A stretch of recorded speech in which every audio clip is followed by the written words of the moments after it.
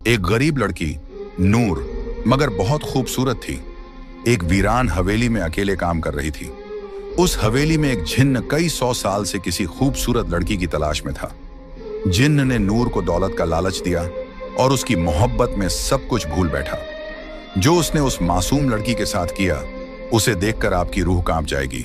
यह कहनी है, नूराबाद के एक पुराने मिट्टी के घर में रहने वाली नूर की जिंदगी किसी परी जैसी नहीं थी। उसके चेहरे पर मासूमियत और आंखों में रोशनी तो थी, लेकिन हालात ने उसकी मुस्कुराहट चुरा ली थी। उसका हर दिन एक जद्दोजहद था। बीमार माँ की देखभाल, खाली बर्तन, टूटी हुई छत और दिल में पलती उम्मीद की लौ। नूर की माँ फातिमा बीबी एक नेक दिल औरत थी, मगर पिछले 4 सालों से बीमार बिस्तर पर पड़ी थी। शरीर जर्जर, दवा के पैसे नहीं और कोई करीबी रिश्तेदार पास भी नहीं आता था। घर के खर्च का कोई जरिया नहीं था। कई रातें यूं ही भूखे पेट गुजर जाती, मगर नूर कभी भी अपने रब से शिकवा न करती। हर सुबह नूर फज्र की अजान पर उठती, अपने पुराने से जानामाज पर सजदा करती, फिर कुरान पाक की तिलावत करती। उसकी दुआओं में एक ही इल्तिजा होती, या अल्लाह मेरी माँ को शिफा दे और हमें हलाल रोजी का जरिया अता फरमा। गांव में बहुत से लोगों ने उसे बुरे रास्तों की सलाह दी। कुछ ने शादी का लालच दिया तो कुछ ने नौकरानी बनाने की पेशकश। बट नूर हर बार सिर्फ एक जवाब देती, मेरे रब ने जो लिखा है वही बेहतर है, मैं अपना सब्र नहीं बेच सकती। फिर एक दिन गांव की एक बूढ़ी औरत ने उसे बताया कि जंगल के किनारे एक वीरान हवेली है, जहां सालों से कोई टिकता नहीं, मगर अब मालिक लोग शहर में हैं और वहां काम करने वाले की जरूरत है। मेहनत का अच्छा पैसा मिलता है। नूर ने माँ की आंखों में झांक कर देखा, कमजोरी, दर्द और बेबसी। उसने फैसला कर लिया, अगर हवेली में शैतान भी हो तो अल्लाह की कलमा और तिलावत के साथ जाऊंगी। माँ से इजाजत ली, 2 रोटी और कुरान की छोटी किताब झोली में डाली और निकल पड़ी एक ऐसे रास्ते पर जहां उसके सब्र और ईमान की सबसे बड़ी आजमाइश होने वाली थी। जिस हवेली की तरफ नूर रवाना हुई थी, उसका नाम था शमसी हवेली, जो कभी जमींदार नवाब जैनुल आबिदीन शमसी की रिहाइश हुआ करती थी।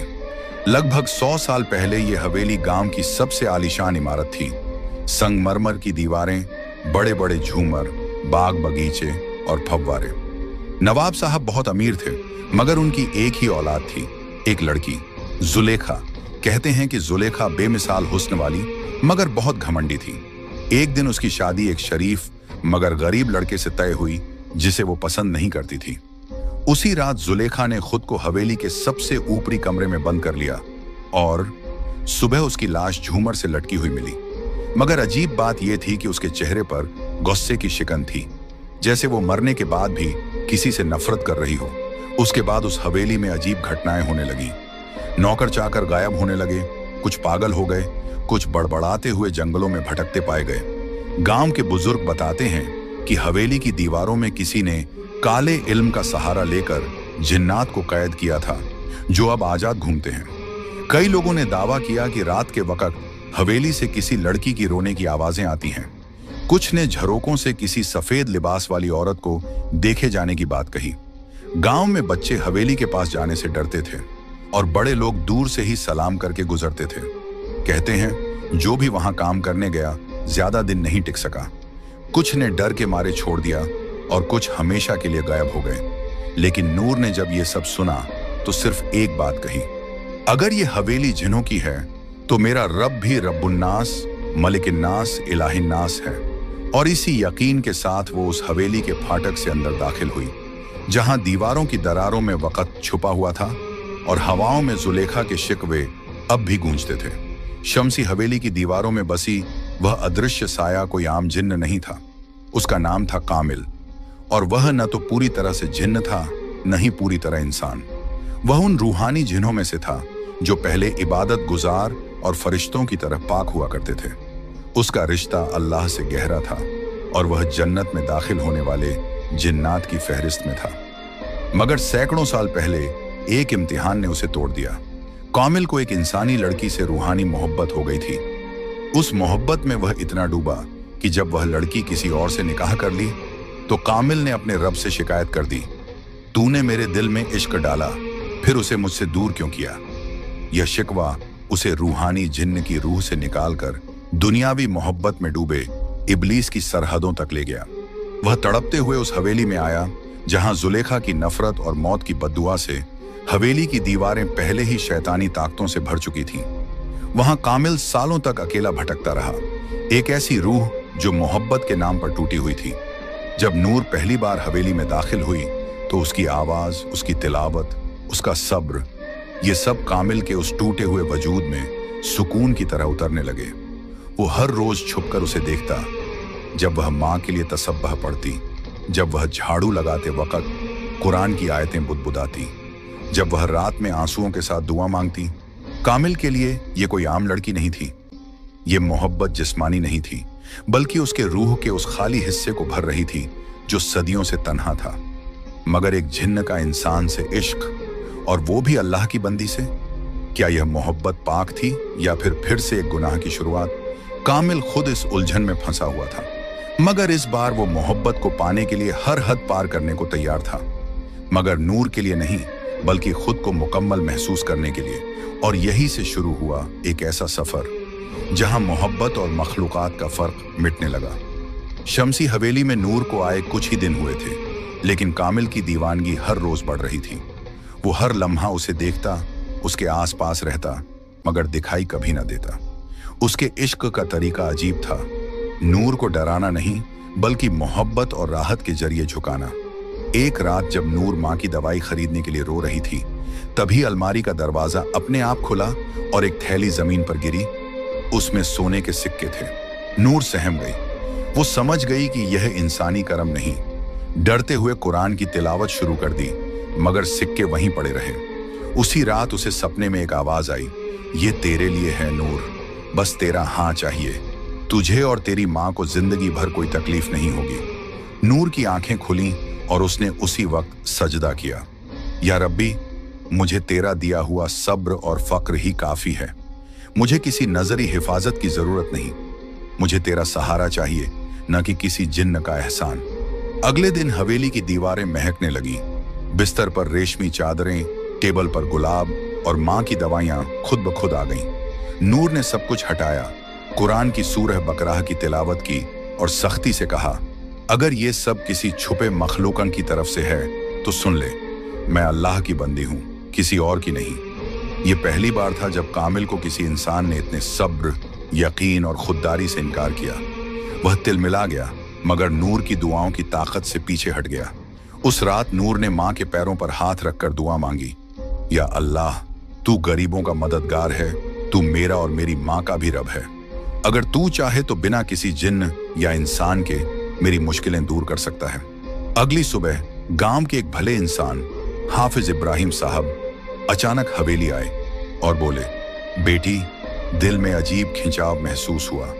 लगा कि किसी पाक रूह को मदद की जरूरत है। नूर की आंखों में आंसू आ गए। कामिल देख रहा था और अब उसकी मोहब्बत को एक नई चुनौती मिल चुकी थी, नूर का अल्लाह पर अटूट यकीन। हाफिज इब्राहिम जब हवेली पहुंचे तो नूर ने उन्हें पूरी बात बताई। सोने की थैली, सपनों में आवाजें, रेशमी चादरें और माँ की दवाइयाँ। हाफिज साहब गहरी सांस लेते हुए बोले, बेटी नूर, तू जिस इम्तिहान से गुजर रही है वो सिर्फ तेरी नहीं, हर उस मोमिन की कहानी है जो तवक्कुल का असली मतलब नहीं समझता। याद रखो, जो अल्लाह पर भरोसा करता है, अल्लाह उसके लिए काफी है। फिर उन्होंने समझाया कि तवक्कुल का मतलब सिर्फ दुआ करना नहीं, बल्कि यह यकीन रखना है कि मदद सिर्फ वहीं से आएगी जहां से कोई देख भी नहीं सकता, सिर्फ अल्लाह की तरफ से। नूर ने आंसुओं के साथ सिर हिलाया। हाफिज साहब ने उसे शैतानी वसवसे से बचने का तरीका भी बताया। जब भी तुम्हें कोई अनजानी आवाज या लालच महसूस हो, औजु बिल्लाहि मिनश शैतानिर रजीम पढ़ो और सूरह फलक और सूरह नास की तिलावत करो। इन दो सूरहों को मुअव्वजातैन कहा गया है। यह हर बुराई से पनाह देती है।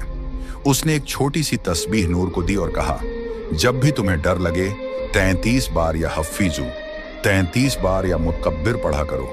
अल्लाह की हिफाजत तेरे चारों तरफ ढाल बन जाएगी। नूर ने पूछा, मगर हाफिज साहब, क्या जिन्न वाकई होते हैं?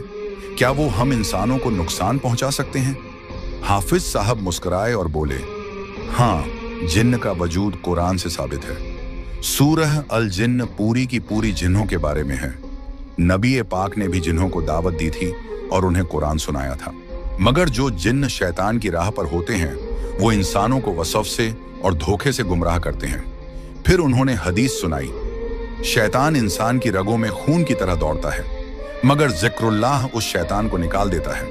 उस दिन के बाद नूर ने हवेली के हर कमरे में सूरह बकरह की तिलावत शुरू कर दी। कामिल हर रोज यह सब सुनता, उसका दिल जलता, मगर अजीब तरह से सुकून भी महसूस करता।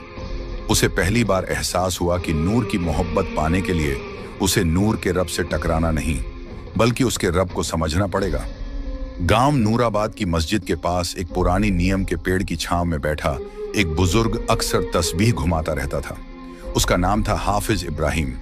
उम्र 65 साल, मगर आंखों में रोशनी और दिल में वो जज्बा था जो जवानों को भी मात दे दे। गांव में कोई बीमार हो, किसी को फातिहा पढ़वानी हो, किसी के बच्चे की तालीम की बात हो, लोग सबसे पहले हाफिज साहब को याद करते। उनका हर लफ्ज कुरान और हदीस से बंधा होता था। उनकी आवाज में ऐसी रूहानियत थी कि नूर जैसी बच्चियां उनके सामने बैठकर तिलावत सीखती और बूढ़े लोग उनकी दुआओं से राहत पाते। एक रात जब वो तहज्जुद के वक्त नमाज में मशगूल थे, उनके दिल में एक बेचैनी सी हुई, जैसे किसी पाक रूह को मदद चाहिए। उन्होंने उसी वक्त साजो सामान समेटा, कुरान पाक और रूहानी किताबें उठाईं और हवेली की तरफ रवाना हुए। नूर उन्हें देखकर चौंकी। जब उसने अपनी हालत बयान की तो हाफिज साहब ने उसके सिर पर हाथ रखते हुए कहा, बेटी, तू मोहब्बत और शैतान के वसवसों के बीच फंसी है, मगर याद रख, अल्लाह की रजा से बढ़कर कुछ नहीं। उन्होंने हवेली के हर कमरे में सूरह बकरह, आयतुल कुर्सी और सूरह जिन्न की तिलावत शुरू कर दी। हाफिज साहब ने एक पाक पानी से भरी शीशी दी, जिस पर उन्होंने 41 बार सूरह फातिहा और सूरह इखलास पढ़ी थी। उन्होंने कहा, इस पानी को हर कमरे में छिड़क देना और रात में सूरह नास, सूरह फलक और आयतुल कुर्सी जरूर पढ़ना। ये जिन्न की आग को ठंडा करती है। कामिल, जो दीवारों के पीछे से सब देख रहा था, पहली बार खुद को कमजोर और डगमगाता हुआ महसूस करने लगा। उसके लिए ये सिर्फ एक हाफिज नहीं, बल्कि एक रूहानी योद्धा था, जो सिर्फ अल्फाज नहीं, कलामुल्लाह की रोशनी से लड़ रहा था। हाफिज इब्राहिम अब नूर की निगरानी में थे। वो उसे सिर्फ जिन्न से नहीं, बल्कि हर उस रास्ते से बचाना चाहते थे जो उसे अल्लाह से दूर कर सकता था। उन्होंने कहा, नूर, तुझे सिर्फ जिन्न से नहीं, अपने ही नफ्स से भी लड़ना है। मोहब्बत की आग तभी रोशनी बनती है जब उसमें अल्लाह की रजा शामिल हो। और अब हवेली में एक तरफ कामिल का इश्क बढ़ता जा रहा था और दूसरी तरफ हाफिज इब्राहिम की दुआओं और कुरान की रोशनी से हवेली बदलने लगी थी। हवेली के अंदर जिन्न और इंसान के बीच एक खामोश जंग चल रही थी। मगर उस हवेली से दूर गांव की कच्ची झोपड़ी में एक औरत, एक माँ, अपने रब के सामने झुकी हुई थी। फातिमा बीबी, नूर की माँ, अब भी बिस्तर पर थी, मगर उनकी रूह हर रोज तड़प रही थी। बेटी की इज्जत, उसके ईमान और उसकी तन्हा जिंदगी की चिंता उनके दिल को जला रही थी। नूर के जाने के बाद उन्होंने खाना कम कर दिया था, मगर सजदे ज्यादा। हर रात वो अल्लाह से रो रो कर कहती, या रब्बी, तू जानता है मेरी बेटी कैसी है। वो तेरी राह पर है, तेरी किताब से मोहब्बत करती है और मैंने उसे तुझी पर छोड़ा है। तू उसे किसी गुमराही, किसी जिन्न, किसी इंसानी या शैतानी ताकत से बचा लेना। एक रात जब हवेली में नूर कुरान पढ़ रही थी और कामिल दीवार की ओर से उसे देख रहा था, तभी उसे एक अजीब रूहानी कंपन महसूस हुआ, जैसे कोई नामालूम रोशनी हवेली में दाखिल हो गई हो। कामिल पीछे हटा और पहली बार उसे घुटन महसूस हुई। उस घड़ी में गांव की उसी झोपड़ी में फातिमा बीबी सजदे में थी और कह रही थी, या अल्लाह, अगर मेरी बेटी की हिफाजत के लिए मेरी जिंदगी चाहिए तो तू मुझे उठा ले, मगर उसे हर बुराई से बचा ले। उनकी ये दुआ आसमानों को चीरती हुई अर्श तक पहुंची। कहते हैं, माँ की दुआ अगर सच्चे दिल से निकले तो वो तकदीर भी बदल सकती है। और उस रात कामिल को एहसास हुआ कि नूर अकेली नहीं है। वो उस माँ की दुआओं की हिफाजत में है जिसे अल्लाह से सीधा रिश्ता है। अगले दिन नूर को हवेली की एक खिड़की से सफेद रोशनी सी दिखी और दिल में एक अजीब सुकून। वो समझ गई, उसकी माँ ने जरूर दुआ की होगी और रब ने जरूर सुनी होगी। उसने कुरान की एक आयत दोहराई, उज्कुरूनी अज़्कुरकुम, तुम मुझे याद करो, मैं तुम्हें याद करूंगा। नूर के बार बार इनकार और अल्लाह के नाम से पनाह मांगने से कामिल की मोहब्बत धीरे धीरे दर्द में और फिर जुनून में बदलने लगी थी। पहले वो नूर के आसपास रहकर बस सुकून महसूस करता था, अब उसे उसकी हर बात में अपनी तौहीन महसूस होने लगी। मैंने उसे सब कुछ देना चाहा, अमीरी, राहत, उसकी मां की शिफा तक, और उसने मुझे ठुकरा दिया सिर्फ इसलिए कि मैं जिन्न हूं।